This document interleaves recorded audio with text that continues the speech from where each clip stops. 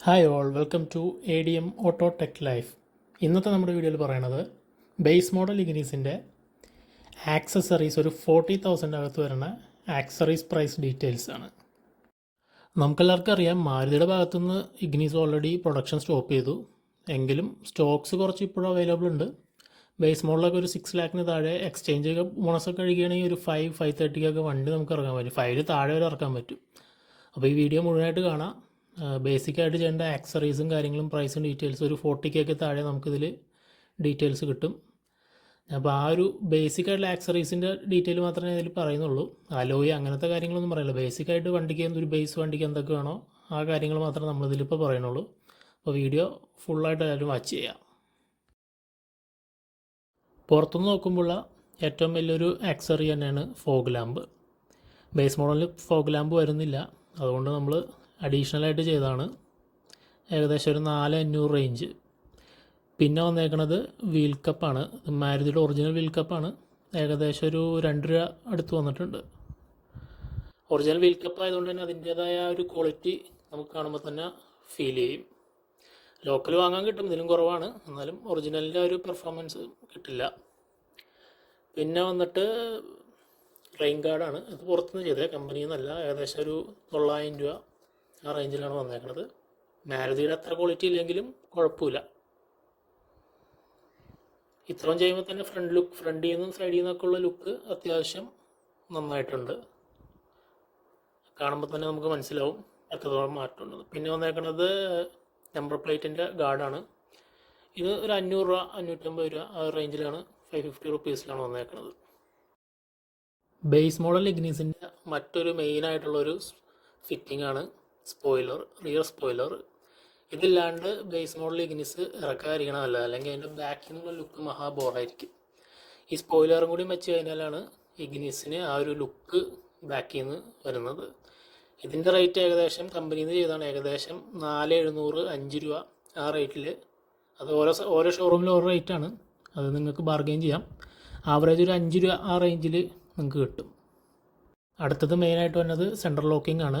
നിപ്പോണിൻ്റെയാണ് ചെയ്തേക്കണേ. 2 റിമോട്ട് വരുന്നുണ്ട്.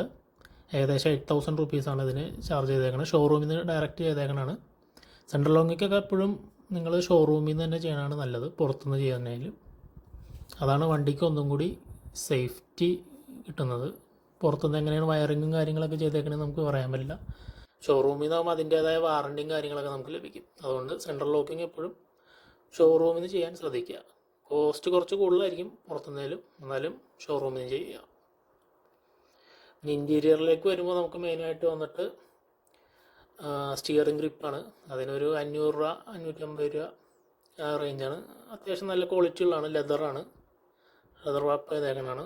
നല്ല ക്വാളിറ്റി ഉള്ളതാണ്. പിന്നെ ഗിയർ നോബ് ബേസ് മോഡലിന് വന്നിട്ട് വേറൊരു ടൈപ്പ് തന്നെ, മാറ്റ് ഫിനിഷ്. നമ്മളത് ക്രോം ഫിനിഷിലേക്ക് മാറ്റി. അതിനൊരു 350 റുപ്പീസ് ഷോറൂമിൽ നിന്ന് തന്നെ മേടിച്ചതാണ്.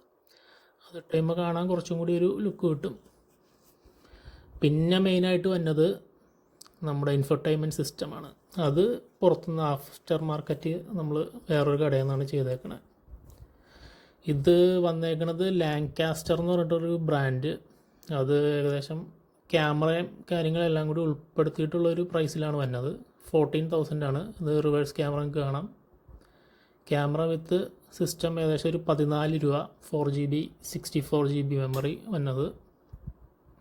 ഡിസ്പ്ലേ ഒക്കെ ഒട്ടും ലാഗൊന്നുമില്ല, നല്ല സ്മൂത്താണ്. സൗണ്ട് ക്വാളിറ്റി ആണെങ്കിലും ഡിസ്പ്ലേ ക്വാളിറ്റി ആണെങ്കിലും അടിപൊളിയാണ്. അടുത്തത് നമ്മൾ ചെയ്തേക്കുന്നത് ഒരു ആംറസ്റ്റാണ്. അതൊരു 1000 റേഞ്ചിലാണ് വന്നേക്കണത്. അതിൽ കൂടുതലുള്ളതുകൊണ്ട് കുറഞ്ഞതുണ്ട്. നമ്മൾ 1000 വെച്ചേക്കണേ. അത്യാവശ്യം നല്ല ക്വാളിറ്റിയാണ്. അത് പുറത്തുനിന്നാണ് ചെയ്തേക്കണത്. പിന്നെ ഫ്ലോർ മാറ്റ്, അത് 4 പീസിന് വന്നിട്ടൊരു 1200 ആ ഒരു റേഞ്ച്. അപ്പോൾ ഇതൊക്കെയാണ് നമ്മൾ ആക്സറീസ്. ഇപ്പോൾ ഇത്രയൊക്കെ ചെയ്തേക്കണേ. മൊത്തം ചെയ്തേക്കണേ ഒരു 38,000 40,000 താഴെയാണ് ആയേക്കണേ.